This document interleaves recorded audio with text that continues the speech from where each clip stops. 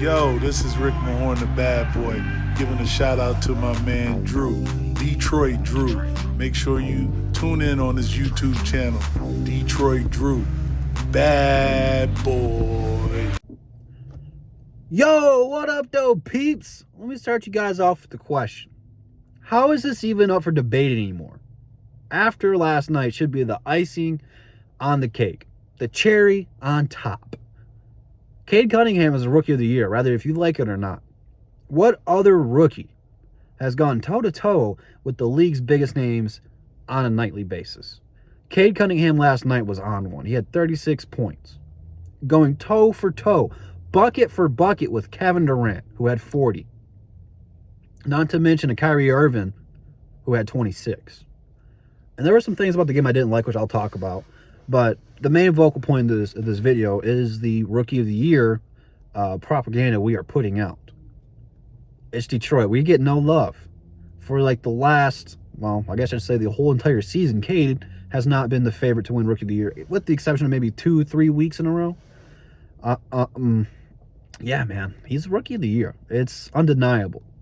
When you have a multi-champion in Kevin Durant, a multi-scoring title champion, a multi-MVP player in Kevin Durant, talking about Cade Cunningham after the game, which I'm pretty sure the last time we played Brooklyn, he said something nice about Cade too, about how he liked his game, saying that the Detroit Pistons in the next couple of years are going to be a team to reckon with, that Cade Cunningham, a 6'7" point guard who can just ruin your defensive game plan. The Pistons are in good hands. And I'm paraphrasing, it's not word for word, but pretty much is what he said. And Kyrie was sitting next to him nodding like, yeah, that's for real. Kyrie, even though he didn't really say nothing about it, who was agreeing with Kevin Durant, has been a top 2 point guard in the league for the last 10 years or so. It's between him and Curry, who's been the number 1.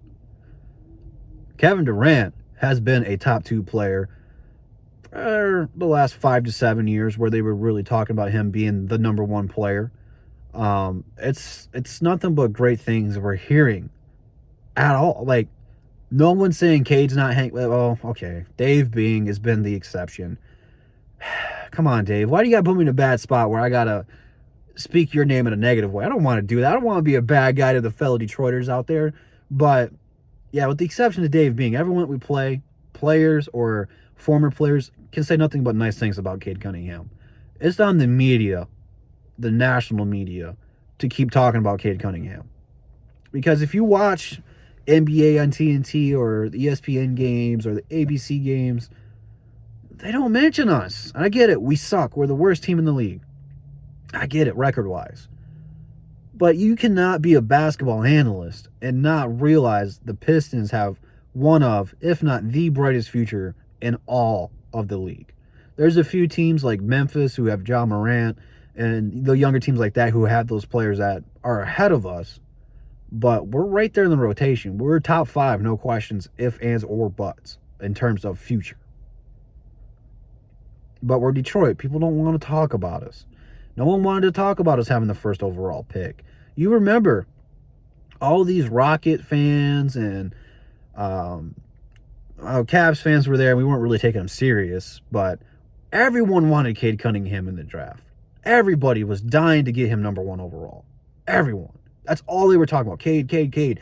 No one was talking about us. You know who really helped put these other prospects on the map? Detroit Pistons fans. Because we talked about Mobley. How him, Mobley, and Green were like the top players in the draft. Everyone talked about it. But no one of these other fan bases were talking about these other players like us. Just saying. Not saying Detroit fans are more credible or know more about basketball, but when we do our research, we look at everybody. And we realized Cade was better than everyone day number 1. Most of us. I'm just saying, everyone wanted Cade Cunningham until Detroit got him. And now no one wants to talk about us or them. We'll get used to it, because for the next 10 to 15 years, Detroit is going to be a main vocal point in the Eastern Conference. No one's going to want to play us in the playoffs. No one's going to want to play us at LCA. I can tell you this much right now. Even though we lost the other night at home, and I got to meet King against the New York Knicks, that was probably the best I've seen a regular season game in attendance and just fan participation since I have gone since the playoffs. I haven't seen LCA for a regular season game sell out or have that many butts in the seats, and I haven't heard LCA get that loud in person since the playoffs. Times are changing, man. Cade has turned this team around. We have goals and aspirations. We want to win. You could see last night, Cade wanted to win. He looks up to people like Kyrie and KD. He plays hard against them. He takes those games serious. And he got hot. And he couldn't miss. But for the rest of the team, they weren't there yet. I get it. It hurts when you don't have a guy like Jeremy Grant. If we had Jeremy Grant, who knows what this game would have looked like, especially defensively. And the thing that was bugging me last night, and it wasn't off of switches, like they weren't running picks. It was just, we kept putting beef stew and Bagley on Kyrie Irving when both Cade and Killian were out there. And I get it. Cade was guarding Kevin Durant. He was guarding Seth Curry.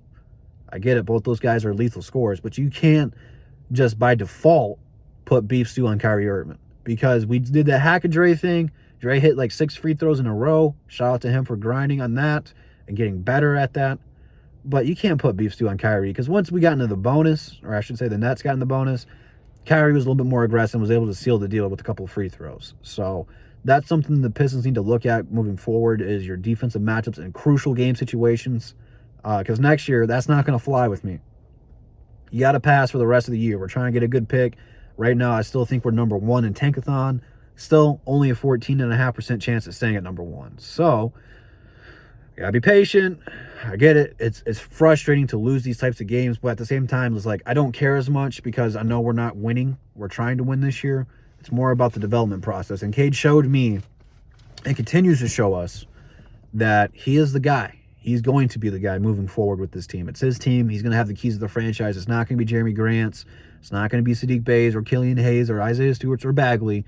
This is Cade's team, and we're rolling with it. You've already seen Coach Casey talking about that. He's going to live with Cade's decisions late in games, and that's what you have to do with your star players. Is they're going to make you a lot happier. They're going to make you sad. We're going to win a lot more games when the ball is in Cade's hands than out of it, because Cade's going to make the right decision. Last night was one of those nights where he was selfish, and he was getting great looks. Man, he had one on Andre Drummond in the mid-range where he crossed him over. I wanted that one so bad. It just didn't fall. It was a little flat, but I think Dre got a little piece of it. So when he's feeling it, he's going to get a shot off. Everything was working for him last night, and he didn't get off to a great start. But probably the biggest vocal point about it is he was hurt and came back after hurting his tailbone and did all that. That is what separates a good rookie from a great rookie, from a good player to a great player. We know this. Look at what Isaiah Thomas did in the finals. Rolled his ankle. Blew off, man. Just went crazy. Couldn't miss. Lakers had no answer for him. We ended up losing the game, but that helped really establish Isaiah Thomas' legacy in terms of, I think more people talk about that series than the two that we won. It's because we should have won. We were the better team. Isaiah was the better player. He outplayed Magic. He outplayed Kareem. It's just it wasn't enough when you're going for championships. So Cade showed us that he's got that toughness in him, that he can play through injury at a high level. So got to continue to watch this kid very closely for the next, like I said, 10 to 15 years. Detroit's going to be a special time and a fun place for us. So Pistons fans, we got our guy, man. We got our guy. But let me know what you guys think about the game last night, man. It's just so refreshing to talk about a great player like Cunningham. But Instagram, Twitter, DSA members, Drew313 shirts in the description. Leave all that stuff down below. And with that being said, I'll see you guys in the next one. And that's the bottom line because Double D said so. Peace.